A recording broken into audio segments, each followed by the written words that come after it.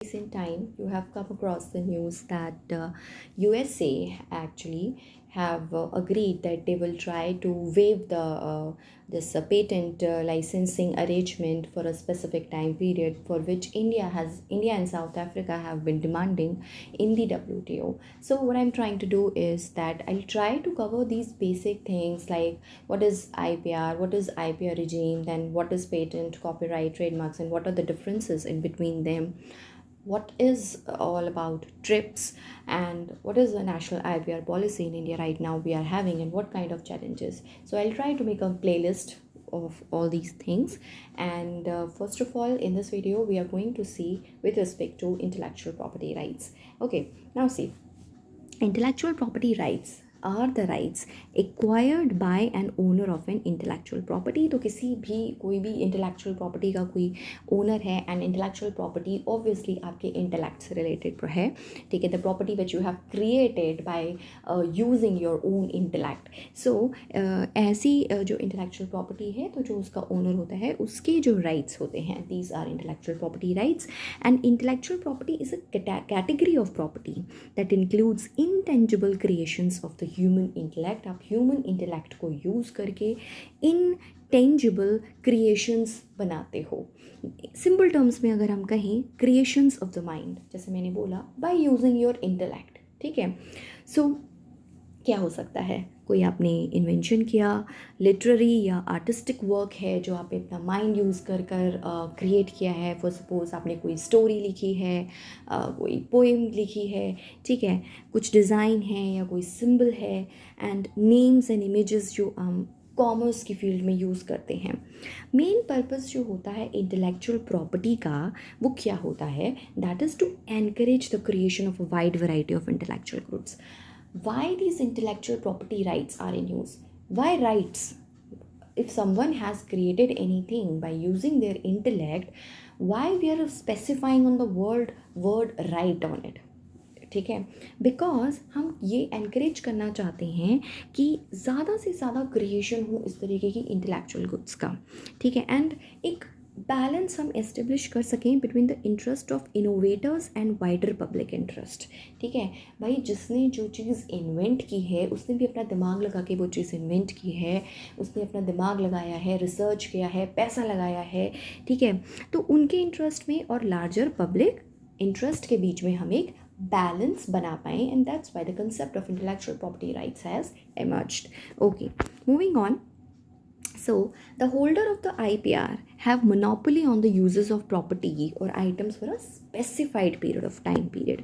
कुछ time period के लिए जो ओनर होता है, जिसके पास में एक्चुअली IPR होता है, ठीक है, उसके पास में उस प्रोडक्ट के ऊपर मोनोपोली आ जाती है. ठीक है, अब नीड क्या है IPR की, अभी थोड़ा सा ब्रीफ मैंने अभी आपको किया जस्ट अभी, बट इनोवेशन को एनकरेज करने के लिए अगर ओनर के पास में उसकी जो भी उसने बनाया है उसकी अथॉरिटी होगी, उस पर उसका राइट होगा, तो एक जो एनकरेज करेगा ये चीज़ इनोवेशन को. कल को और भी लोग इनोवेट करेंगे क्योंकि उन्हें पता है कि कुछ टाइम पीरियड के लिए उनका राइट उस पर हो जाएगा, and they could earn money as well from it apart from doing good for the society. Then it will boost economic growth for a nation. Research innovation is very very important. Fine, because इससे क्या होता है कि economic growth आती है. Next is safeguard rights of creators. When we give intellectual property rights to a certain company for any sort of like creation, so they need safeguard for their rights, right, on their creations. Next is for ease of doing business. Why ease of doing business? Let's suppose there is a company which is spending so much of money on research or creating new products. Fine, but if they're not having rights over their creation, over their whatever innovative product they have created, so obviously they will not want to come in such a country, and they will never want to have business in that country. So in order to have that ease of business, in order to have more and more investment in our country, we need to have this kind of proper intellectual property rights regime. Okay, so this is why we need intellectual property rights. The importance of IPR was first recognized in the Paris Convention for the Protection of Industrial Property and that was in 1883. तो सबसे पहले Paris convention में इसको recognise किया गया था कि इसकी क्या इंपॉर्टेंस है. Then see why now this particular slide is very important with your prelims perspective because Berne Convention, it is for the protection of literary and artistic work. So these conventions you should have idea.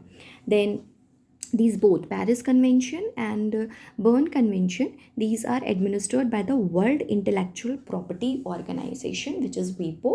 ठीक है.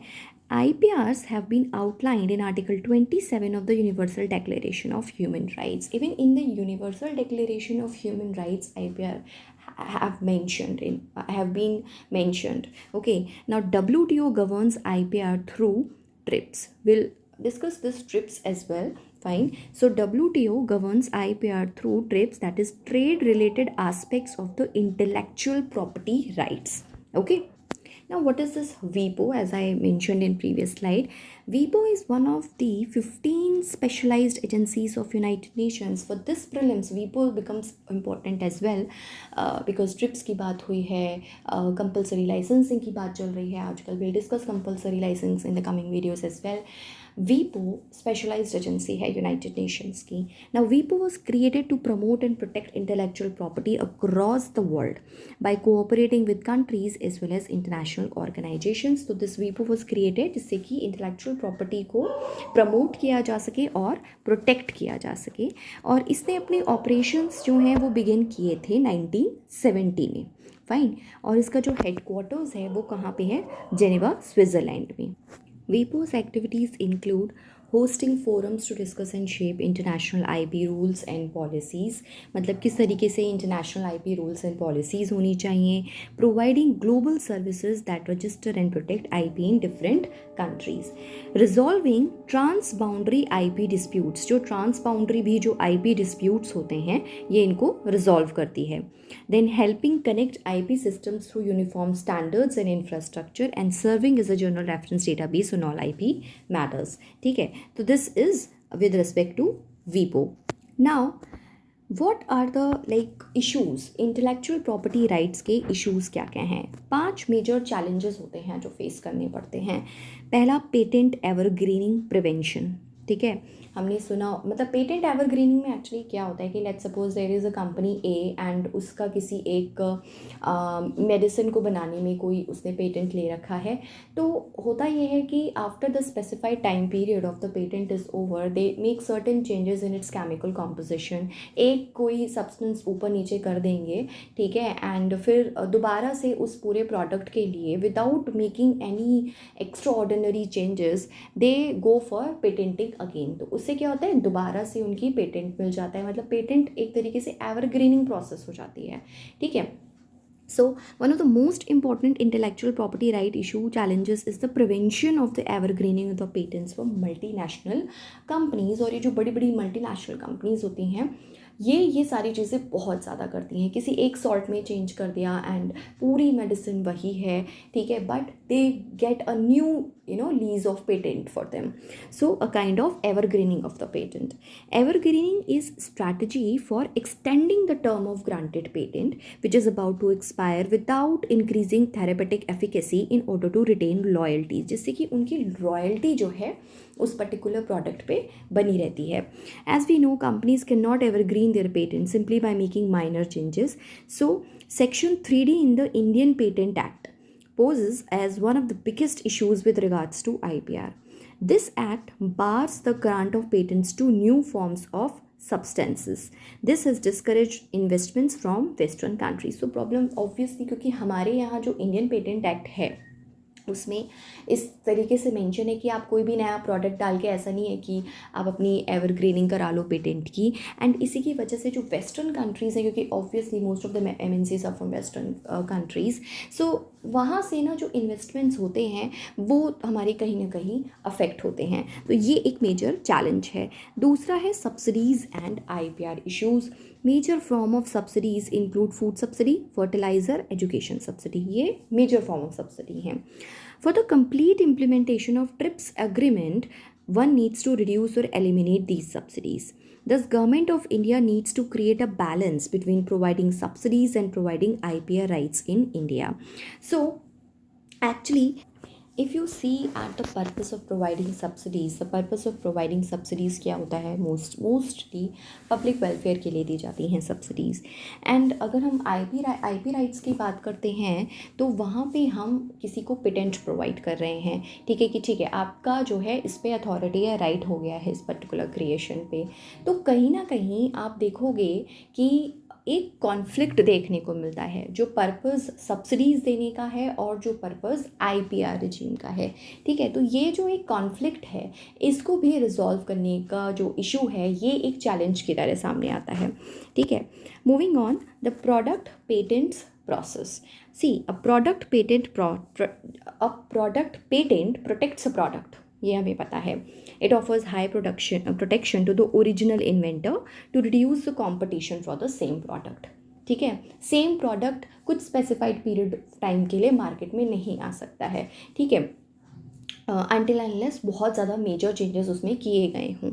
Whereas a process patent protects the process through which one manufactures the product and not the product. So जब कोई product patent होता है तो पूरा product patent होता है, बट जब हम प्रोसेस को पेटेंट करते हैं तो जिस प्रोसेस से वो प्रोडक्ट बनाया गया है, ठीक है, सिर्फ उस प्रोसेस को पेटेंटिंग मिलती है. एंड ज़रूरी नहीं है कि हो सकता है दो प्रोसेस से सेम प्रोडक्ट बनाया गया हो बट प्रोसेस वहाँ पे पेटेंट है. ठीक है, तो इससे क्या होता है, it reduces the element of monopoly in the market. ठीक है ना, जब आप किसी एक लेट्स सपोज कि एक कंपनी है जो एक लेट्स सी एंटी कैंसर दवाइयाँ मेडिसिन बनाती है. ठीक है, अगर हम उस कंपनी के प्रोडक्ट पे उन मेडिसिन पे पेटेंट देते हैं, ठीक है, तो उस तरीके की जो दवाई होगी वो मार्केट में और नहीं आएगी. There will be no competition, monopoly हो जाएगी. तो वो कंपनी अपने अकॉर्डिंगली रेट्स डिफाइन कर सकती है. ठीक है, अपने अकॉर्डिंगली डिसाइड कर सकती है कि कौन उसके प्रोडक्ट्स को मैन्युफैक्चर करेगा या नहीं करेगा. राइट, बट अगर हम सिर्फ प्रोसेस को पेटेंट करते हैं, ठीक है, तो उस प्रोसेस से बाकी एंटी कैंसर मेडिसिन नहीं बन सकती हैं, लेकिन बाकी प्रोडक्ट उसी पर्पस को सॉल्व करते हुए अलग अलग प्रोसेस से बन सकते हैं. तो उससे मोनोपोली नहीं होगी मार्केट में. ठीक है, as India is part of the TRIPS agreement, the agreement requires all its members to shift their patent regime from process to product. अब इंडिया ट्रिप्स का पार्ट है. ट्रिप्स अग्रीमेंट चाहता है कि हम प्रोसेस पेटेंट से प्रोडक्ट पेटेंट की तरफ मूव करें. ऑब्वियसली, क्योंकि क्यों करेंगे, क्योंकि कहीं ना कहीं इसमें वेस्टर्न कंट्रीज़ के वेस्टेड इंटरेस्ट हैं. Because most of the time these MNCs are from western countries. They want product patenting for their product so that they can have monopoly in the international market, right? This remains a challenge for India as process patent would be more helpful for a country like India, right? This is since India is a developing country and ordinary people are struggling with basic necessities like food. So this process and product patent, yeah, I think this is clear to you, and why it is a challenge, this is also clear. Okay, now protecting traditional knowledge, this is also a challenge. Traditional knowledge, especially in the field of medicine, is a gold mine. Government of India is bound to protect traditional knowledge by not allowing MNCs to get patents of traditional culture. Above all, the government has created a traditional knowledge digital library to prevent the patenting of traditional knowledge. ये आप देख लेना, ये जो traditional knowledge और digital library है कौन से मिनिस्ट्री के अंदर आती है. तो ये जो बनाई जा रही है, it is to prevent the patenting of traditional knowledge. So this is one of the intellectual property right issues in India.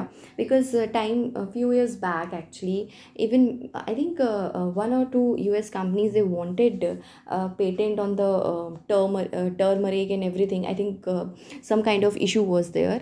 Fine, and India was like, अरे हम तो इतने सालों से यूज़ कर रहे हैं यार, what is this? So the thing is कि this is a challenge for India to protect our traditional knowledge.